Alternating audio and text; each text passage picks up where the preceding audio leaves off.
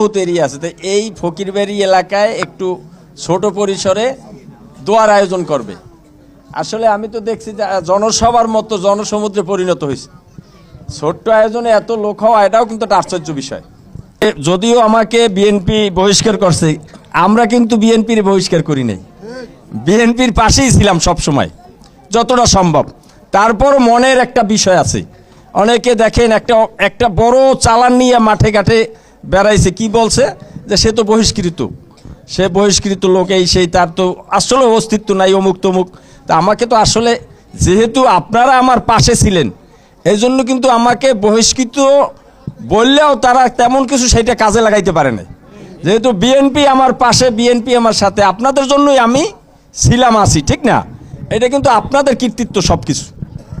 মানুষ দেখেন এখন অনেক কথা দুই একটা বলতে হয়, যেহেতু এটাও একটা উসিলা বসছি আপনাদেরকে নিয়ে।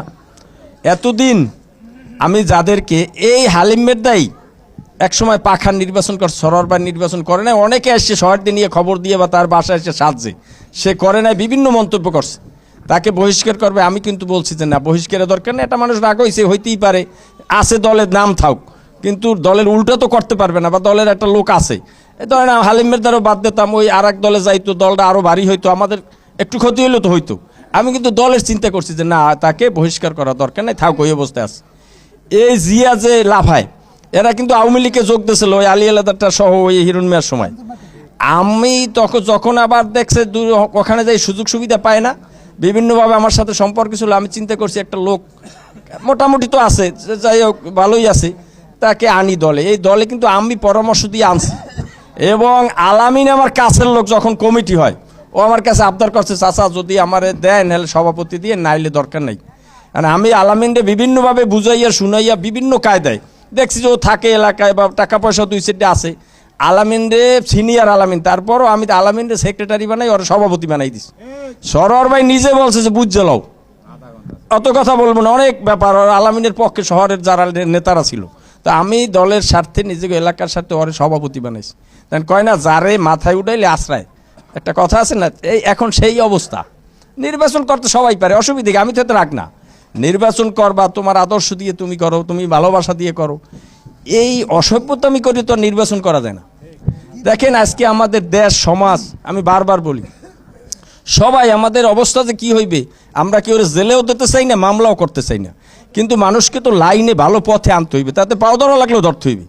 সমাজ কিন্তু শেষ, গাঁজা নেশা, মানুষের কিন্তু নেশায় এই প্রায় জায়গা আগে জানতাম না, আমি বুঝতাম না, দেখি যে জর্জরিত হয়ে গেছে।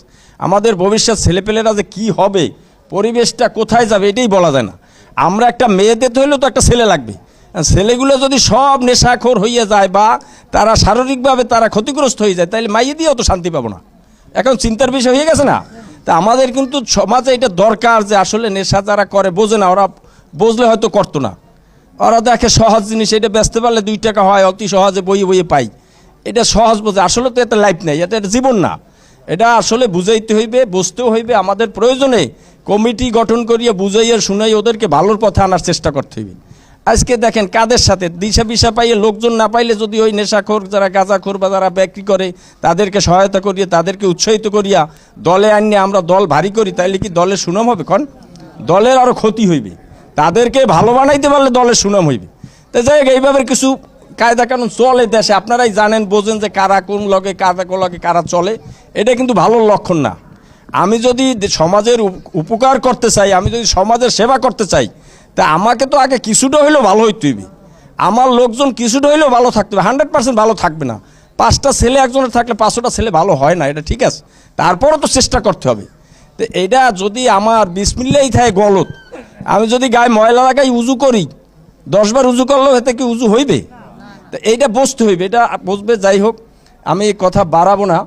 এখন আমাদের আজকে দোয়া অনুষ্ঠান, যেহেতু আমার এই বহিষ্কৃত বহিষ্কার হয়েছি, এটাও কিন্তু আল্লাহর একটা রহমত। ধরেন বহিষ্কার হয়েছি দেখে চিনছি অনেক লোক যে কারা বেঈমান। বেঈমান কারে কয় কন? আমি যদি যাদেরকে ভালোবাসিয়া পথ দিছি, উপকার করছি, লগে রাখছি, তারা যদি আমার অহেতুক মিথ্যা কুৎসা রটায়, বদনাম বলে বা বিরোধিতা করে, তারা বেঈমান হয় না। আমি জনগণের পক্ষে নির্বাচন করছি, তাতে বেঈমান হয় কন? আসলে বেঈমান কারা এটা পাইছি এখন, এটা প্রমাণ হয়েছে, নাইলে তো এটা বুঝতাম না। আর একটা হইলো আপনার এই আমাকে আজকে এই উসিলায় তব ঢাকার নেতারাও চিনছে। আমারও সৌভাগ্য হয়েছে তাদের হাতে হাত মিলাইতে, ঠিক না? আমার সৌভাগ্য হয়েছে খালেদা জিয়ার, শহীদ জিয়ার কবর জিয়ারত করার জন্য। এটাও তো একটা ভাগ্যের ব্যাপার। এখন এগুলো আসলে যারা কয় আল্লাহ যদি কেউ আগায় তাহলে পিছান যায় না, কেউ পিছাই নিতে পারে না। আর যদি কেউ যদি অহেতুক অন্যায়ভাবে আগাইতে চায় সে অল্পতেই আসলে পিছিয়ে যায়, এইটাই নিয়ম। আজকে এটাও একটা প্রমাণ। আমরা বলবো কথা অনেক হয়েছে, আসলে এলোমেলো হয়েছে, নাইলে কথা কিন্তু সবই হয়েছে। এইখানে দোয়া অনুষ্ঠানে আসছি একজন মহিলা নেত্রী, যিনি গৃহবধূ ছিলেন, কোনোদিন আশাও করেন না যে রাজনীতিতে আসবেন। তাইলে তার স্বামীর পাশে থাকতো, স্বামীর লগে সফর করতো, দেশে বিভিন্ন রাজনীতিতে নামতো, মিটিং মিছিলে নামে না, স্বামীও নামাইতো যে আমার পরে এরে এরে আস্তে আস্তে লাইনে আনি, কিন্তু সে নামে নাই। হঠাৎ করে দেখেন তার মৃত্যুর পরে দলের ক্রাইসিসে তাকে দলে আনা হয়েছে অনুরোধ করিয়া, আইনে নামাই। যাই হোক, যেভাবে সে দলের ক্রাইসিসে আসছে, দলের হাল ধরিয়া দলকে সে তার নীতি আদর্শ দিয়া সুসংগঠিত করছে, সুসংগঠিত করিয়া এই দলকে টিকেই রাখছে। ওই একটা কথা বলছিল, যারা বিরোধী দল ছিল ওই সময়, জামাত, আওয়ামী লীগ, বিএনপি, কাল সংক্ষেপে বলবো আমি, তারা সবাই বসে মিটিং করিয়ে বলছে যে এই এরশাদের আমলে আমরা কেউ নির্বাচনে যাব না। এই স্বয়ং শেখ হাসিনার কথা যে এই এরশাদের আমলে নির্বাচনে যাইবে, কেউ নির্বাচনে না গেল তো তার নির্বাচন বৈধ হবে না, তাইলে সে ক্ষমতা ছাড়তে বাধ্য। তাই কথা হয়েছে যে কেউ নির্বাচনে যাবে না। তো শেখ হাসিনা নিজে বলছে যে নির্বাচনে যাবে এরশাদের আমলে সে জাতীয় বেঈমান হিসেবে পরিচিত হইবে। এখন কিছুদিন পরেই দেখা গেছে তাদের ওই গোপনে বিভিন্নভাবে পার্সু করিয়ে বা ভারতের মাধ্যমে যেভাবে হোক তাকে নির্বাচনে এনেছে, শেখ হাসিনাও গেছে, জামাতও গেছে। ওইখানে কিন্তু ওই সময় খালেদা জিয়া যায় নাই। তো ওই সময় কিন্তু খালেদা জিয়া আপুসীন টাইটেল পাইছে, আপুসীন নেত্রী। আর তারা পাইছে কি যে চশমা ছিয়াশির বেঈমান চশমা পরা বুবুজান, এটা কিন্তু একটা গানের মতো হয়েছিল, কারণ কিন্তু ওইখানে এই যে একটা পাইছে, মানুষ জানছে যে আসলে সে আপুসীন। ধরেন এরকম তিলে তিলে তিলে বিভিন্ন সময় তাকে যখন তার ছেলেদেরকে উপরে নির্যাতন হয়েছে, তার উপর হয়েছে, তাকে করছে, বিদেশ পাঠানোর জন্য বহু চেষ্টা করছে, কিন্তু সে তাদের এই দেশ ছাড়িয়ে যায় না, বলছে যে এই দেশই আমার ঠিকানা, এই দেশের জনগণই আমার আপনজন, এদেরকে ছেড়ে আমি কোথাও যাব না, মৃত্যু হইলে এই দেশেই মরবো। এইভাবে কথাবার্তা আছে, তার অনেক ব্যাপার আছে, এগুলো আমাদের ব্যর্থতাও আছে। রাষ্ট্র চালাইলে সবই যে ভালো হইবে এমন না, কিছু ব্যর্থতাও থাকবে, সফলতাও থাকবে। দেখতে হবে যে সফলতা বেশি কিনা, বা তার যে চিন্তা চেতনা ছিল দেশের জন্য।